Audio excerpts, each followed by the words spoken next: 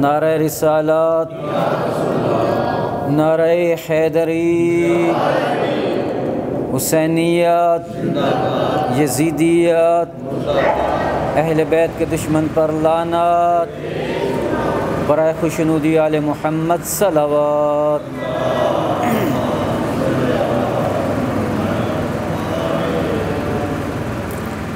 محترم سامعین اکرام، معززین گرامی، میرے واجب الاحترام بزرگوں، نوجوانوں، میں نے آپ کے سامنے ایک آیات تلاوت کرنے کا شرف حاصل کیا ہے،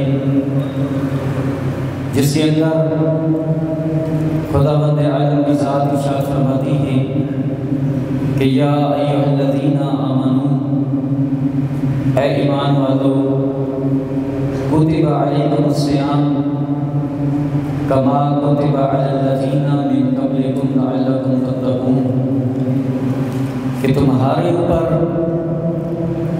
روزے اس طرح فرض کیے گئے ہیں جیسے تم سے پہلی امتوں پر فرض تھے۔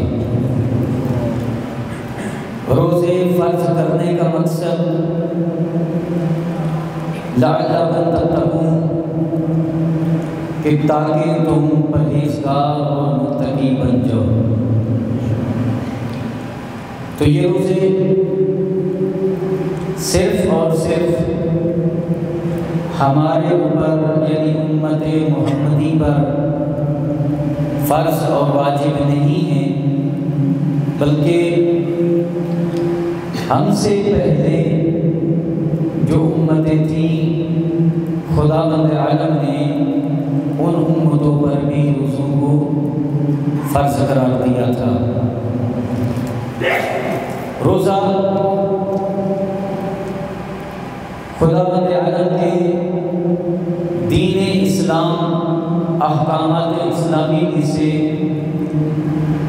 ایک بہت بلند اور عرفہ عبادت ہے۔ باقی عبادات مثلا نماز ہے، حج ہے، زکوٰۃ ہے، اس طرح کی باقی عبادات جو ہیں وہ دیکھنے میں آتی ہیں اور دیکھی جا سکتی ہیں، لیکن روزہ جو ہے یہ خداوند عالم کی وہ عبادت ہے کہ جو پوشیدہ ہے، چھپی ہوئی ہے، اور اس روزے کو انسان دیکھ نہیں سکتا۔ خداوند عالم کی جو نعمات ہیں ان نعمات میں سے روزہ ایک عظیم نعمت ہے، جس کو خداوند عالم نے ہمارے اوپر، ان انسانوں کے اوپر فرض کر کے ہمارے اوپر خداوند عالم نے احسان کیا ہے۔ یہ روزہ انسان کی اصلاح اور تربیت کرنے کا ایک عظیم پہلو ہے۔ روزہ انسان کو گناہوں سے بچاتا ہے۔ اس روزے کے ذریعے سے انسان اپنے نفس پر کنٹرول کرتا ہے، انسان کی قوت ارادی جو ہے وہ مضبوط ہوتی ہے، جیسا کہ روزہ کے بارے میں کہا گیا ہے، جو ایک سحری اصطلاح ہے کہ اذان صبح سے لے کر مغرب کی اذان تک وہ چیزیں کہ جو انسان کے لیے حلال ہیں،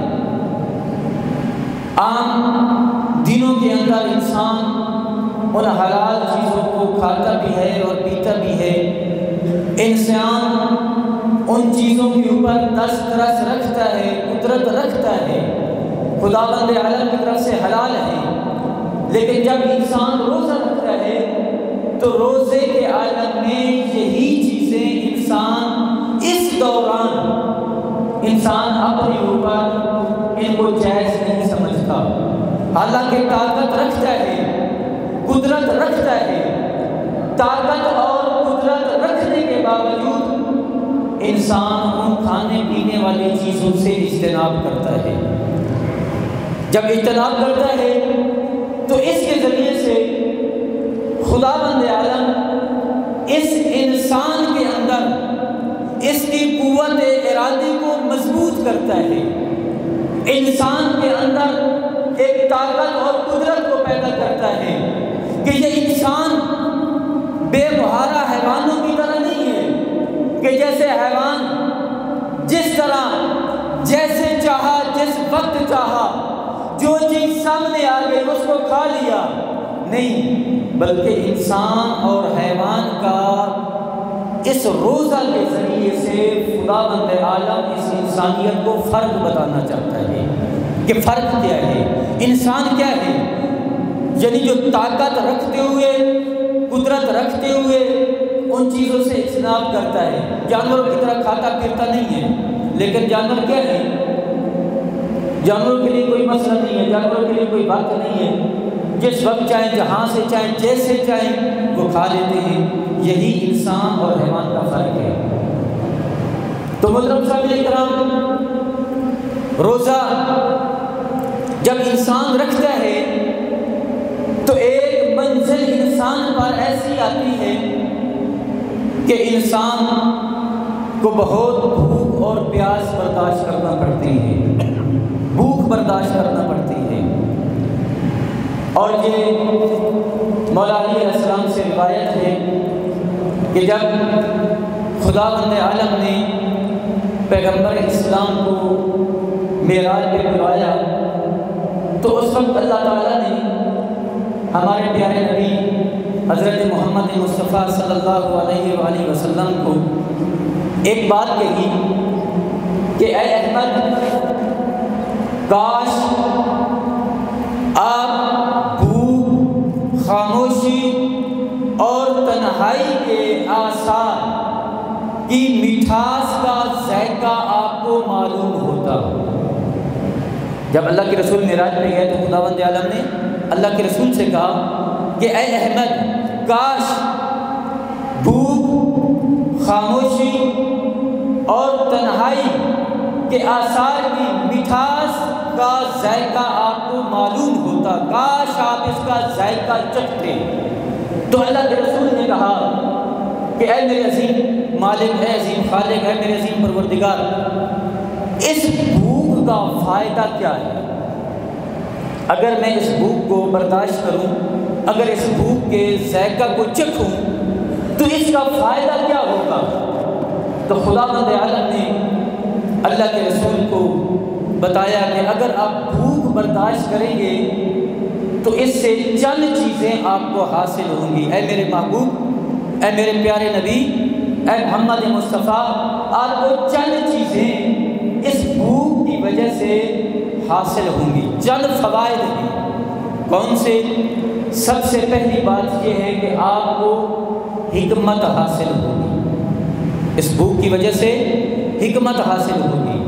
دوسرا فائدہ خداوند عالم نے جو اپنے پیارے حبیب کو بتایا وہ کیا ہے؟ وہ یہ ہے کہ قلب، یہ جو دل ہے، اس دل کی طہارت اور اس دل کی قوت حاصل ہوگی۔ اگر انسان بھوک برداشت کرتا ہے تو دل کی طہارت، دل کی قوت خداوند عالم کی ذات فرماتی ہے یہ حاصل ہوگی اس بھوک سے۔ اور تیسری بات خداوند عالم نے جو اپنے پیارے حبیب کو بتائی کہ اس بھوک کی وجہ سے اے میرے حبیب جو تیسری چیز حاصل ہوگی وہ مجھ اللہ کا قرب حاصل ہوگا، خداوند عالم کا قرب حاصل ہوگا۔ جب آپ روزہ رکھتے ہیں نا، روزہ رکھنے کے بعد جب وہ لمحات آتے ہیں کہ جن لمحات میں انسان کو بھوک اور پیاس بہت ستاتی ہے، انسان کو بھوک بھی محسوس ہوتی ہے، انسان کو پیاس بھی محسوس ہوتی ہے، اور انسان کی طبیعت بے چین ہونا شروع ہو جاتی ہے، اور انسان کی طبیعت نڈھال ہونا شروع ہو جاتی ہے، تو اس لمحے سمجھ لو کہ خداوند عالم کا قرب تمہیں حاصل ہو رہا ہے۔ خداوند عالم کو قرب حاصل ہو رہا ہے، یعنی خداوند عالم کا اگر قرب حاصل کرنا ہے تو خداوند عالم کی ذات خود فرماتی ہے اپنے پیارے حبیب کو کہ اے میرے پیارے رسول، جب تمہیں بھوک لگے گی تو اس وقت اس بھوک کا ایک فائدہ یہ ہے کہ مجھ اللہ کا تقرب اور قرب حاصل ہوگا۔ اس وقت انسان خداوند عالم کے قریب ہوگا، خداوند عالم کے قریب ہوگا۔ اور خداوند عالم نے کہا میرے پیارے حبیب، اے میرے پیارے رسول، بھوک سے اور جو فائدہ ہوگا وہ یہ ہے کہ خرچ، انسان کے خرچ جو ہے مال، اس کا تصرف کم ہوگا، مال کا تصرف کم ہوگا بھوک سے۔ آخری فائدہ جو اللہ کے رسول کو خداوند عالم نے شب معراج بتایا وہ یہ ہے کہ جب انسان اس روزہ کی بھوک برداشت کرتا ہے اس وقت انسان حق گوئی پر ثابت قدم رہتا ہے۔ خداوند عالم انسان کو حق پر ثابت قدم رکھتا ہے اور انسان کے اندر وہ ملکہ پیدا ہو جاتا ہے کہ انسان ہمیشہ حق کو پسند کرتا ہے اور حقیقت کو پسند کرتا ہے، اور انسان جو ہے وہ حق اور حقیقت کا متلاشی ہوتا ہے، گویا کہ باطل انسان کے قریب ہی نہیں بھٹک سکتا۔ روزے کا آخری فائدہ ہے اور پھر کیا ہے؟ لعلکم تتقون۔ اس روزے کا فلسفہ یہ ہے کہ خداوند عالم کی ذات اس انسان پر روزہ اس لیے اللہ نے فرض کیا ہے، خداوند عالم کی ذات نے فرض کیا ہے کہ شاید انسان پرہیزگار اور متقی بن جائے، انسان تقوی اختیار کرے۔ یعنی روزے کے فوائد میں سے سب سے بڑا فائدہ، روزے کے وجوب کے فلسفہ میں سے سب سے بڑا فلسفہ جو ہے، جو معنوی اور روحانی ہے، وہ انسان کا پرہیزگار اور متقی بن جانا۔ امیر المومنین علی بن ابی طالب علیہ السلام نہج البلاغہ میں اس تقوی کے بارے میں فرماتے ہیں، مولا فرماتے ہیں کہ تقوی سے کیا حاصل ہوتا ہے انسان کو، جو انسان پرہیزگار متقی بنتا ہے، یہ تقوی کیا کیا کام انجام دیتا ہے، اس سے انسان کو کیا فوائد ملتے ہیں، وہ انسان کیسا اپنے آپ کو محسوس کرتا ہے۔ اس تقوی کے ذریعے سے مولا فرماتے ہیں کہ انسان کے دل کی بیماریاں دور ہوتی ہیں اس تقوی کے ذریعے سے۔ یہ تقوی کیا ہے؟ انسان کی دل کی بیماریوں کی شفا ہے۔ مولا فرماتے ہیں یہ تقوی کیا ہے؟ یہ تقوی انسان کی جو بدنی بیماریاں ہیں، ان بدنی بیماریوں کے لیے بھی مولا فرماتے ہیں کہ یہ شفا ہے۔ پھر معصوم فرماتے ہیں کہ یہ تقوی کیا کرتا ہے؟ انسان کی فکر، انسان کی عقل اور انسان کے ادراک کی جو قوت اور طاقت ہے، اس طاقت کو تقویت بخشتا ہے یہ تقوی۔ اور پھر مولا فرماتے ہیں اس تقوی کے ذریعے سے کیا ہوتا ہے؟ یہ تقوی انسان کی یہ جو بینائی ہے، انسان کی یہ جو آنکھوں کی بصارت ہے، اس بصارت کے اندر مستقل اور استقلال پیدا کرتا ہے۔ یعنی بینائی اس تقوی کے ذریعے سے انسان کی آنکھوں کی بینائی جو ہے وہ کیا ہے؟ مضبوط ہوتی ہے۔ اور کیا فائدہ ہے؟ مولا فرماتے ہیں کہ یہ تقوی اور کیا کرتا ہے؟ انسان کو جہالت سے نکال کر روشنی، تاریکی اور ہدایت کی طرف لے کر آتا ہے۔ تقوی کیا کرتا ہے؟ انسان کو جہالت سے نکال کر تاریکی اور جہالت سے نکال کر ہدایت اور روشنی کی طرف لے کر آتا ہے۔ تو اے میرے دوستو، اے میرے بزرگوں، خداوند عالم نے ہمیں اپنی زندگی میں اس قابل سمجھا ہے کہ رمضان المبارک کے لمحات، رمضان المبارک کے ساعات، رمضان المبارک کے لحظات ہم دیکھ رہے ہیں، محسوس کر رہے ہیں اور یہ ایسے لمحات ہیں کہ جس میں ہر لمحے پر آپ کا ہر عمل سوائے برے عمل کے مباح عمل بھی آپ کے لیے نیکی بن کر آپ کے نامہ اعمال میں نیکیوں کا اضافہ کر رہا ہے۔